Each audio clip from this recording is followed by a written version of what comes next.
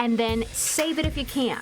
We do recommend saving the tick and taking a picture of it. And an easy way to do that is to put the tick into, a small plastic container and put it in the fridge or the freezer so it doesn't crawl around and you make sure that it is dead. You can reach out to your doctor, send them that picture if you have it, and they will give you advice on what to do next. Infected ticks can spread bacteria, viruses, and parasites that make people sick.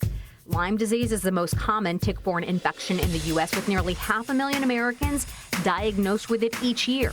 Dr. Yant says depending on the type of tick you find, you may need to take an antibiotic, but most people recover quickly.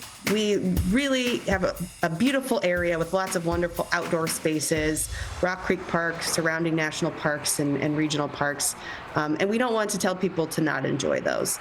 So we want you to do it safely. NBC4 News at 6 starts with breaking news. And breaking right now at 6, tension mounting once again in Glendale. Protests are growing tonight as a school board meeting there gets underway. This comes after demonstrations centered around Pride Month turned violent 2 weeks ago. Tonight's scene in Glendale is similar to what we saw last time, though the topic of Pride Month is not on the agenda. Good evening again, everyone. I'm Carolyn Johnson. And I'm Colleen Williams. The school board is meeting for the first time since the board adopted the resolution recognizing June as Pride Month.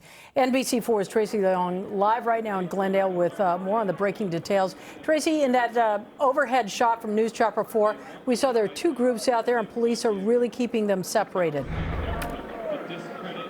Yeah, that's absolutely right, Colleen and Carolyn. And just within the last several hours that we've been out here, we've seen the groups grow even larger. Police have added an extra barrier in between these two groups to keep them separated. In addition to these wooden barriers, they also added this yellow mesh to add an extra line so that the groups can't reach them or the police. Now, again, as you mentioned, this is the first meeting Glendale Unified School District has had since the last one on June 6th erupted in violence. There's a large presence from both sides. Now, that last meeting was when the board adopted a resolution recognizing June as Pride Month. And today there are, again, another group of people who are in support, and there are groups of people who are against that decision. They have been yelling at each other back and forth on megaphones. So far, it has not turned violent like we saw last time, where 3 people were arrested. And again, you have a large police presence. Glendale police, they are out here in full force, not only in this parking lot, but we have seen them surrounding the entire area. We've seen them riding on their motorcycles, as well as they have vehicles parked in different alleys to make sure it does not get hostile.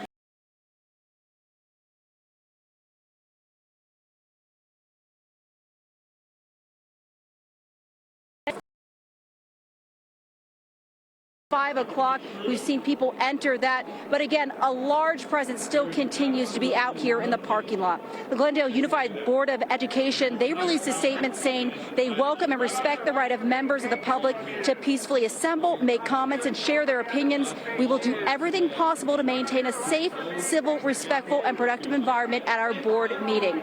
And the Glendale Police Department also releasing a statement saying they wanted to remind those participating to remain that any demonstration that is unlawful, like violence, will not be tolerated. Any groups or individuals wishing to engage in violence or criminal activity will be swiftly identified and arrested. And they are making that message very clear, very serious. Again, out here live, that meeting started at 5 o'clock. We've seen people enter the building. And again, there is no topic on that agenda to discuss the LGBTQIA plus curriculum. But again, the public comment, that is when we are expecting to hear a lot of feedback on topic for both sides of the issue. Reporting live in Glendale, Tracy Leong, NBC4 News. All right, Tracy, thank you. And now to Huntington Beach, where some upset residents are voicing their concerns over a proposal to screen city library books. They say it's censorship. The mayor pro tem says obscene books need to be flagged.